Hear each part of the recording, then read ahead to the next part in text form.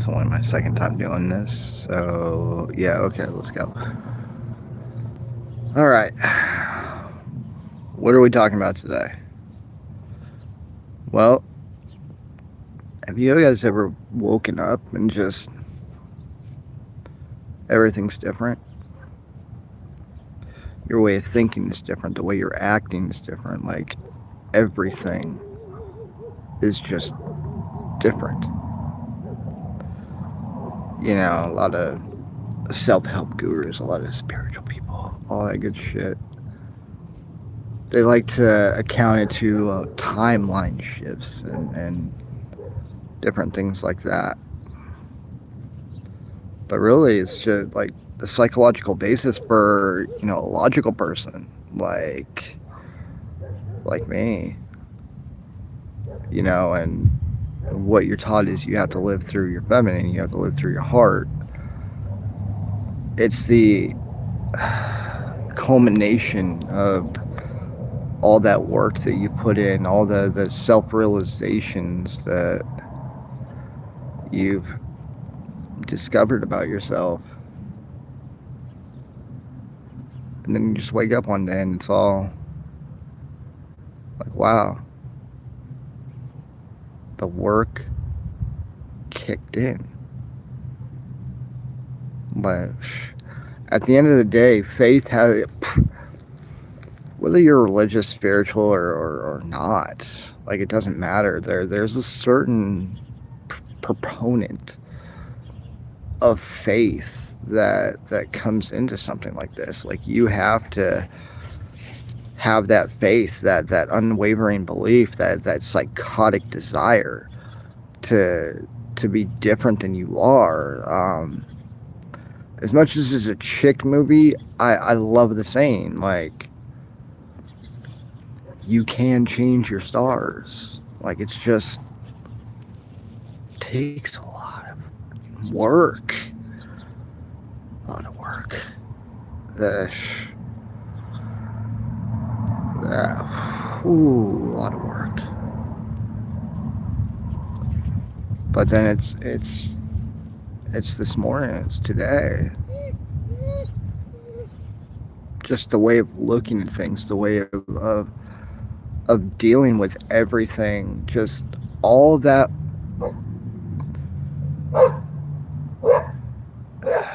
tower moment, 4 years of running, all to get to here.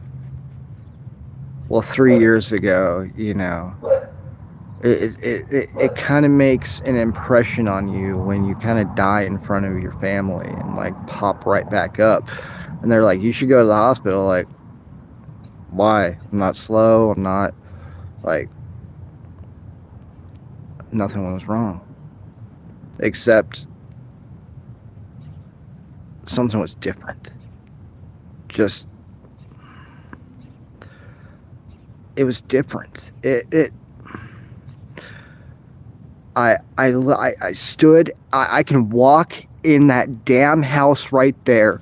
My mom and my brother and his girlfriend are right there right now. And they can tell you, I stood in the little alcove L shape uh, over by where the microwave is at. And literally, I had not been drinking. I was dead sober because I think, you know, walking 15 miles when you're disabled because you're a stubborn, it has something to do with it. But like at the end of the day, like I stood there and like all of a sudden it just, I became hot. I became overwhelmingly hot. My heart did not slow. My speech was not in, I need, hold on, I need to slow down for a second. My speech was not impaired, but reality was altered. Reality was warping. I don't care what you call it. It was not what I was used to seeing with my own two eyes. And then I braced the counter. I walk forward, and all of a sudden, everything went pink and purple. It was pixelated. like legitimately pixelated every. And then I remember because I'm disabled, like as much more than you guys, like it's true. Like I felt my body slumping, and I was like, this is not my body. This is not me. And then all of a sudden, throw myself. I lunged at the dining room set in the kitchen dining room combined area that we have in there, because it's a two-piece. It's an all wood, like L-shaped bench with a long wood table. So I threw myself at the bench. I grabbed on, leaned over. I remember my brother saying, "Are you all right?" I said yes, stood up, and then everything went black. But here's the thing. I wasn't dead. I legitimately think I just lost control of everything, and it just because I was alone in my head. Like for all the anime fans out there, all the kaiju fans out there, it was like being alone, power off in your Jaeger. That's what it was like. Like I felt boom, boom, boom, boom, boom as my body felt, as my head hit the goddamn wall, as my head hit the goddamn crock pot that we have there for churning butter. And I was alone up there. And then my body hit the floor, and all of a sudden it was like a slingshot. Body hit the floor, my consciousness was gone. And I was in black. I was looking around like, what the hell? And I knew the difference between being in my body and not, because I could feel that fall. And as soon as I was gone. Still can't explain it to this day. And I still can't explain the way I know things, but I look at things and I'm like, that ain't right. Or that's partially right, but they don't get all of it. Partially it's because I've done so much fucking research into ancient history and myth and lore, and like I said, way lines of truth through history, like finding the things that match up. Some of it's that, but it's just like there's certain things that everybody in my family has always been able to do. This intuition, this discernment that has always been a part of our family, and learning, like, I shit you not, like learning you're a part of something that they consider to be a divine lineage. Like I'm a direct descendant of Henry VI, the last true king of England and France and sitting Pope of the Church.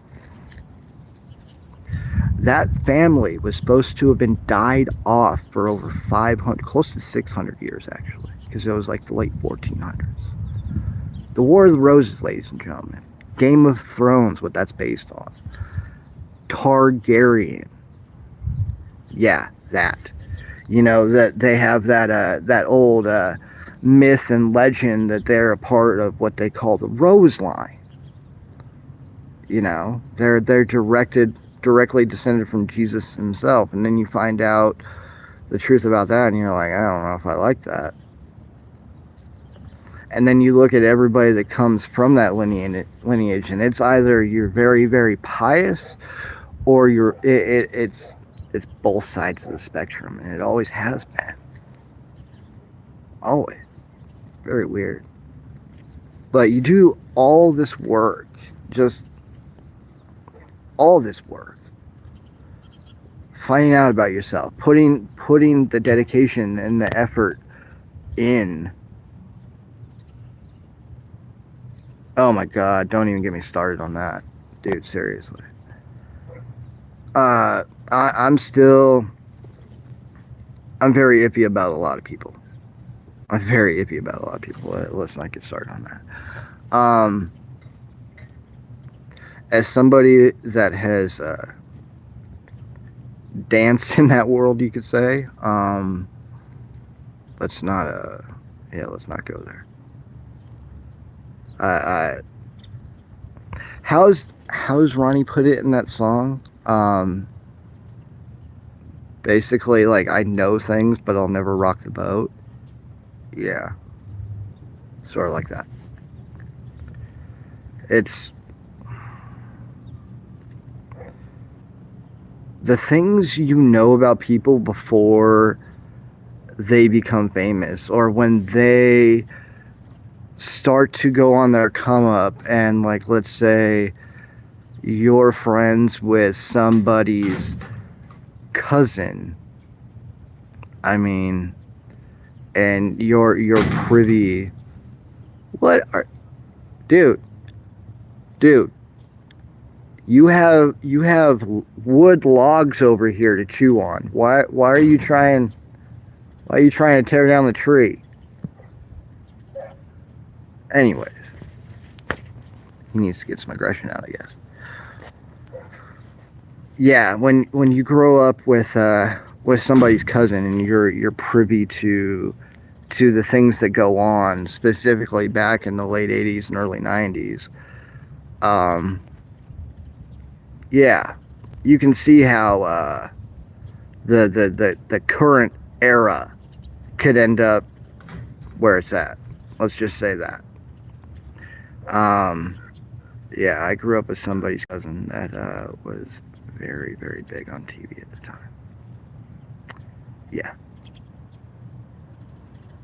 And they don't look like me. Imagine that.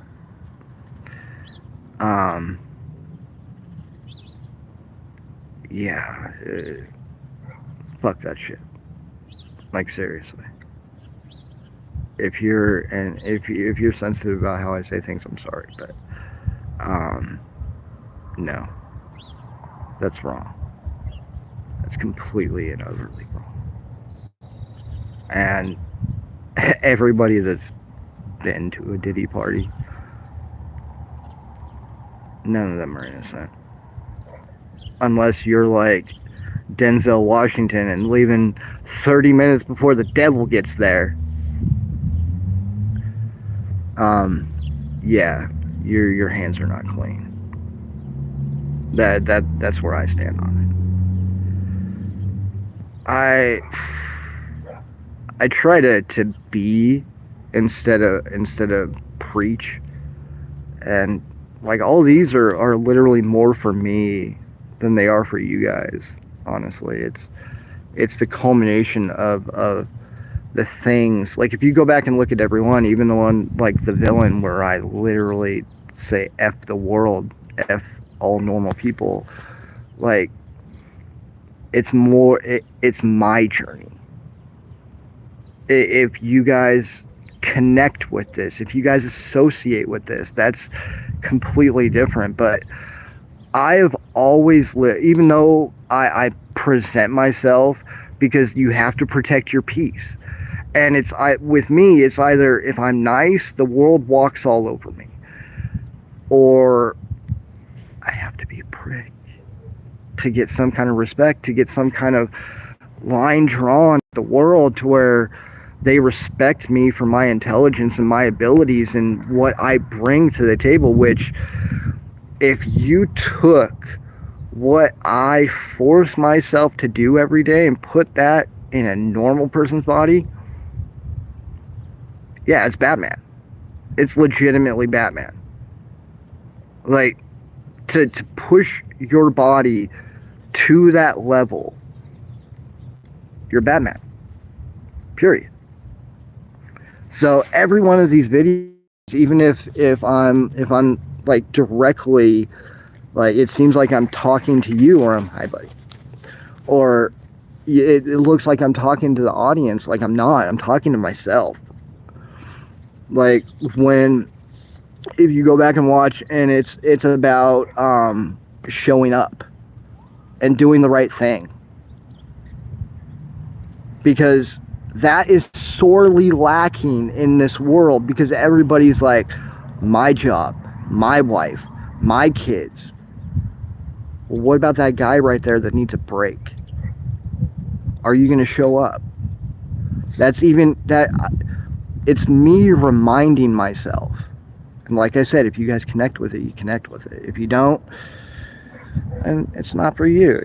Take what resonates and leave out all the rest. I love music. The only reason I'm not doing anything with it is because like I literally like I'd never make a goddamn dime on this shit. So it's mainly just connecting with people, me being creative. Like if you go back and look at any of my Madden stuff, like I might be pounding my chest like, yeah, I'm doing this. Like no one, like it's provable. Like no one else did Madden until I did it that way. And then like I am this like little cult classic thing over here that has like what, the second or third largest series ever for Madden on YouTube with Param. He was the one that skyrocketed. I was just like, hey, I got a normal job. I'm good. This is just for fun, because I never got to finish my graphic design degree. Cool. It allows me to be creative. And now it's to the point where it's like, no, this is a tool. And it's like even with me smoking, that's a tool that I use for this, because it's the little things that you pay attention that actually bring out certain things that you want brought out in your life. I mean, I wouldn't endorse going overboard and layering yourself with drugs like a lot of people do. I think everybody should do a DMT or an ayahuasca experience, because it humbles you. It literally, in a symbological sense, because your brain does not know how to properly communicate with you when you're on it. Everything you see is symbolical of something in your life, either something positive or something that you need to change. I truly believe everybody needs to do that when they become an adult. It really, as a Capricorn, you're the cardinal sign of the zodiac. You ground the entire zodiac. So literally, like any Capricorn, it is going to be more grounded than any other person on the face of this earth. Like it's a fact, unless you have Capricorn somewhere in your sign, and then that's a whole different thing. And they like to bullshit about the true meaning about that, but I don't want to get into that right now. But yeah, so like it really, like an experience like that grounds you to an nth degree. It literally, it's, hello Buckaboo. Hello Buckaboo. Hold on guys, hold on. Hi buddy. Do not eat my, yeah, you can lick my neck. Do not eat the Bluetooth. I don't need you choking today. All right. I'm right here. Yeah, that's a good boy. I lost my, oh,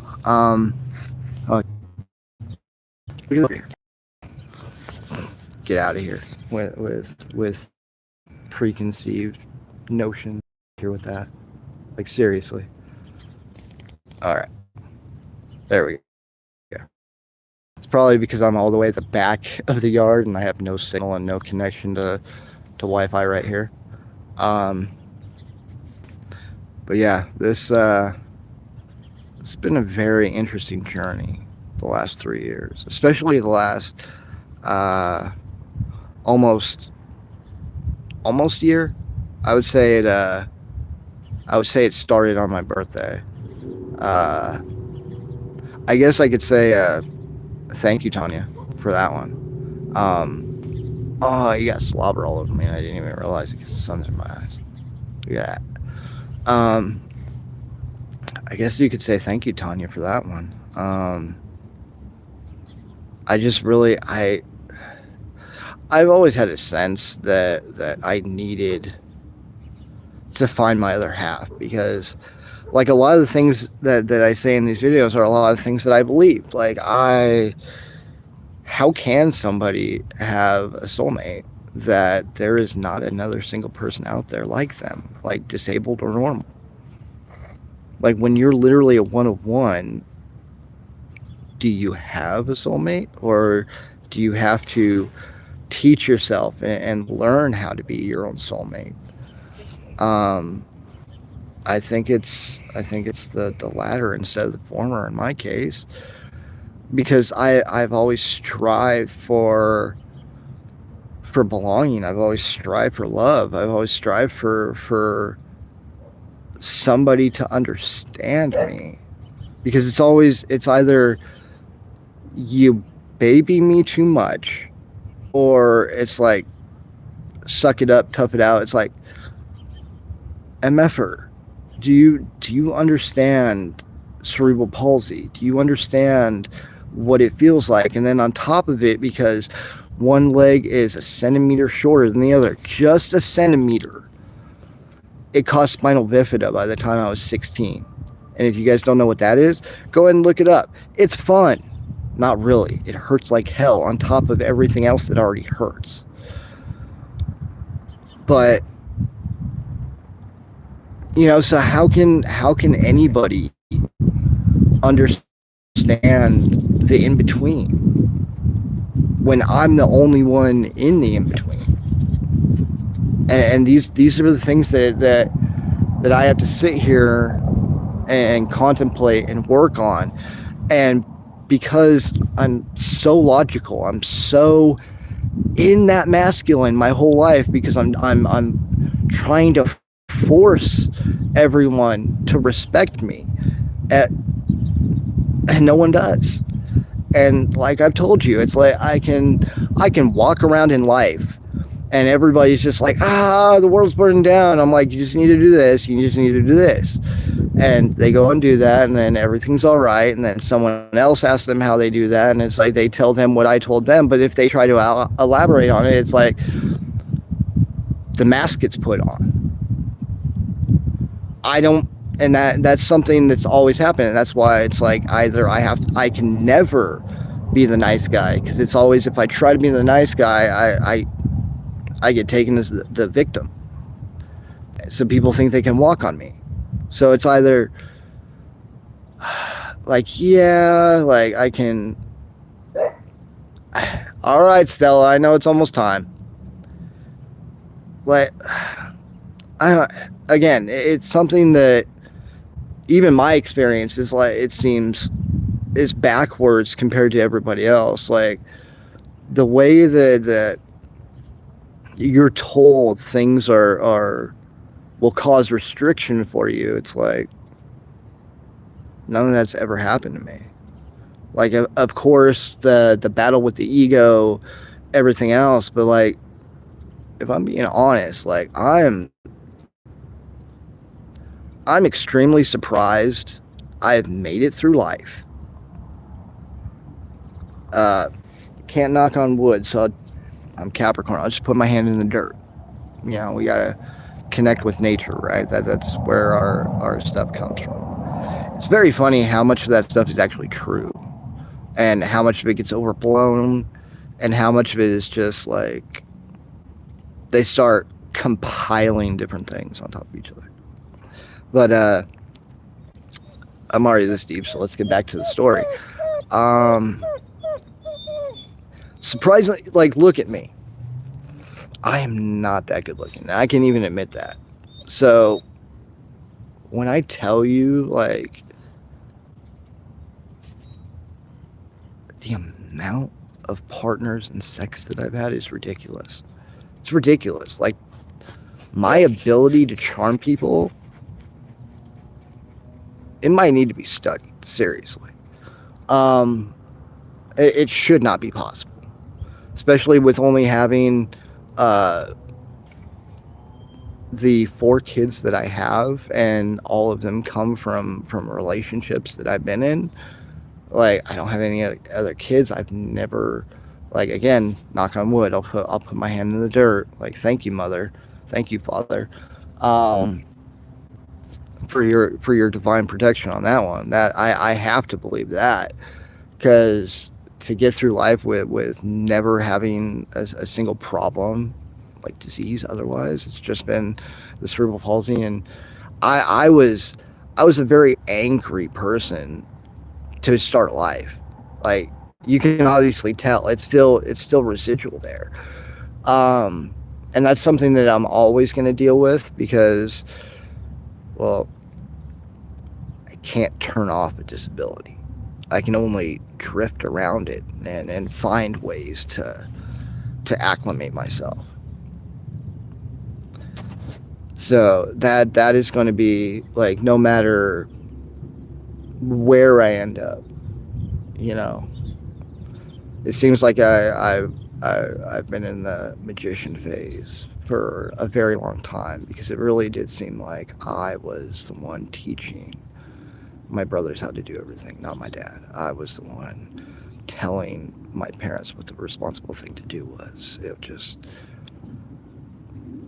It's not right for a kid not only to be forced to grow up that quickly, it's not right that the kid feels a need to have to do that because everybody around him are imposters, they're pretenders, they don't know, they're not good at life.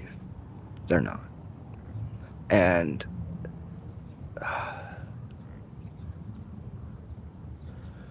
it's sad when you're supposed to look at your brother like your brother, but you look at your youngest brother like he's your oldest kid. That's sad. That shouldn't be like that. It should never be like that. And then to be around a man that refuses to grow, refuses to learn, and literally his entire life somebody else has to bail him out of the shit that he gets in because he refuses to grow up.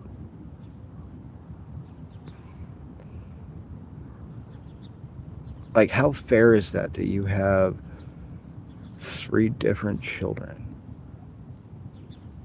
all have to step up and all become amazing at life because the only thing they did was pay attention to the things that you didn't do. That's how I became successful at life. Because I watched everything my parents did and I did the opposite. How horrible is that? Like, truly, no one deserves to go through that. No one deserves to sit there at 18 and be like, well, if everybody's telling me now that I'm an adult I should have had SSI since I was at least 2, why don't I have SSI? Well, you go to Shriners. Well, no, I can't go to Shriners anymore. I'm 18 now. Now I have to pay for it.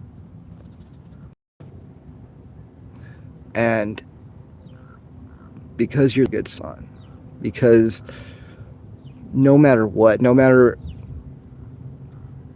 how much you don't fuck up, you don't want the ones you love to be looked at the same way. You keep your mouth shut. And then you keep keeping your mouth shut. I think ants are starting to crawl on me now. And you keep keeping your mouth shut and you keep keeping your mouth shut, and you get to a point where you're in your teenage years and all it's just rebellion. I'm tired of being the adult. I have my own life now. I have my own friends. Why do I have to be here to mediate the two of you? Why do the people that matter most to me that I want to protect because they didn't come from this life, why do you feel the need to show it and expose it? Like,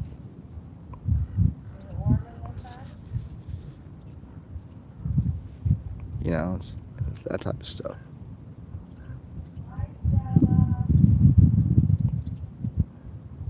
And you have to keep doing this. You have to keep keeping your mouth shut.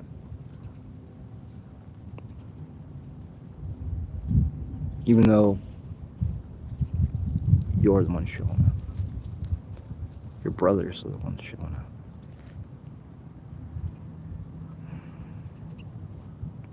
I am jealous of our middle brother, if I'm going to be honest. Because me and the youngest, I don't know if it's because we have the same life path, like literally, like I can look at his life, and I'm not projecting on this, but hello, Papa. Hello, Papa. Yes. Okay, I'm almost done. I promise. I'm almost. Oh, okay. We'll go let her out in a second. I thought you guys liked your alone time for a little bit. So, I mean, part of it could be just me and him being on the same life path, but our lives like literally line up 10 years apart. Like I can look at what I was doing at 42, almost 43, and then look at him at 32, almost 33, and be like, yeah, I know it's coming. And then to sit here and be like,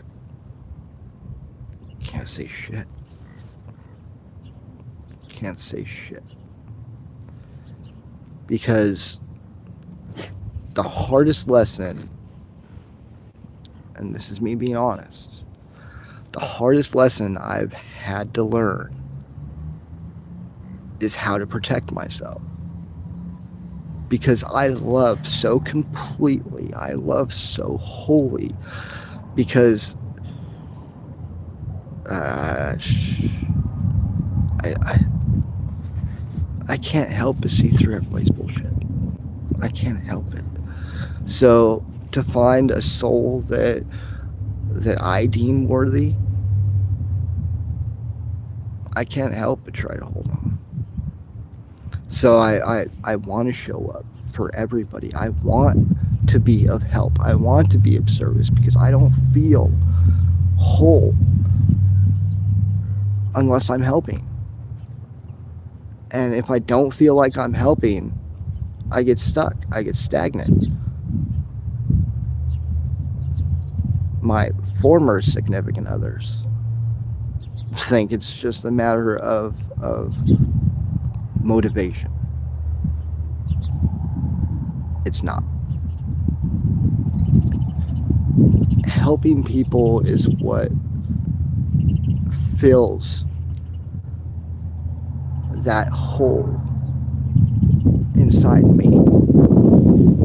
It could be me being a district manager and showing up when a customer really needs it. It could be me, putting the time into that guy that everybody's telling me, fire his ass or fire her ass, and it's like, fuck you.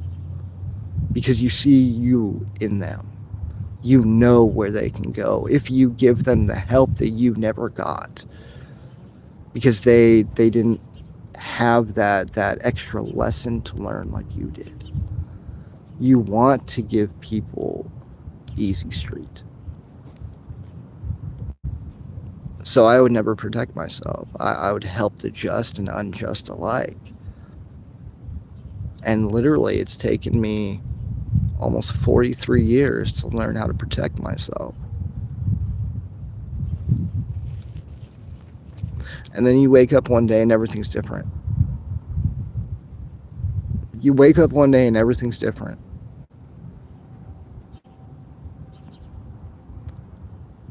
It's not as dark. It's not as hopeless. It's not as long and winding as you thought it would be. Like, it just, all that work you put in, and you sit there in your own head and you're like, it's not working. Hasn't clicked yet. Hasn't clicked yet. And then it clicks. And it's just, you walk out.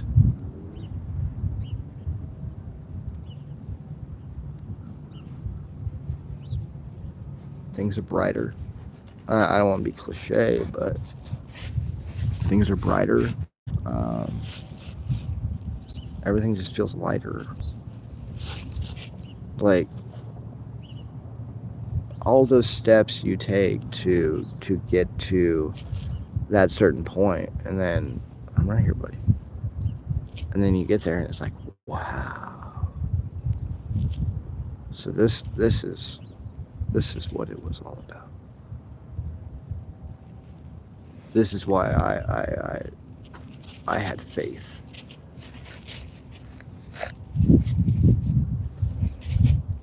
And now the work begins again. Now it's okay. You're here. Now what are you going to do with it? That's once you reach this point, like, okay, now everything that you saw as a positive before, now you need to take that and take what you rediscovered about yourself, because I don't think you really learn anything new, because it's all about reconnecting with that's the point of reconnecting with your inner child, is reconnecting with the core elements of who you are. So it's not really you learn anything new about yourself, it's you remember who you are. So then it's like you take the things of your old life, the things that were a positive, your work ethic, your showing up, and then you merge them with the things that you relearned about yourself. And then it's like, okay, what now? We're taking this, and now we gotta move forward. How do we move forward? Where do we go? Are we going to chase that same dragon again with going back to technology, with going back to or am I going to take what I've learned and truly trust myself, truly trust my drive, truly trust my intuition, my discernment, my logic, truly trust what I feel inside to be right, and go do that for myself? The work ends and the work begins again.